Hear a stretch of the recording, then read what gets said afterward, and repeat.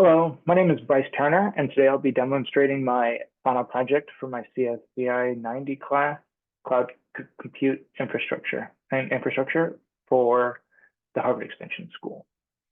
My final project is an analysis of households' financial relationships with the rest of the world, but this is really an introduction to AWS Neptune for economics. So a quick introduction to graphs in about 30 seconds. A graph is a data structure that consists of nodes representing entities and edges denoting relationships between those entities. Unlike traditional relational database service systems, which organize data in tables using a fixed schema and then enforces cross-table relationships using primary foreign key relationships, a graph is much more flexible. So in an RDS, where you have like a foreign key and a primary key, and those are fixed, in a graph, you can have many different relationships between many different types of relationships. This flexibility allows for efficient representation and transversal or complex relationships. The canonical example for graphs here are usually social networks, fraud networks, recommendation systems. However, a potential use case that I explore here is mapping financial relationships between sectors of the economy, which I explore below. I use a publicly available data set called the Financial Accounts of the United States, which records aggregate financial transactions in the US by sector type. I use this data specifically to explore how American households are financially connected to the rest of the world.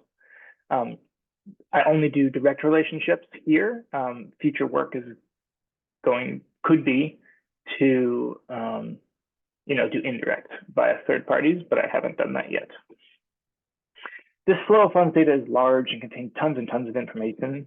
It actually contains 5 different sets of tables. I'm going to focus here just on one set for this work, the sector flow tables, and that is basically households buying new financial products from the rest of the world in a single quarter.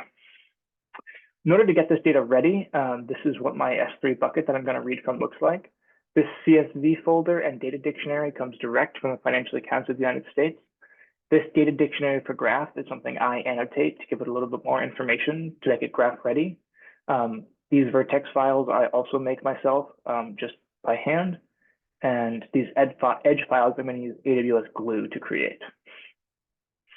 I use AWS Glue here to write my own PySpark code, which I'll explore in depth in the full video, to basically glue these two glue this CSV and this data dictionary together in order to create these edge files. Once you do that, you end up with data that looks like this.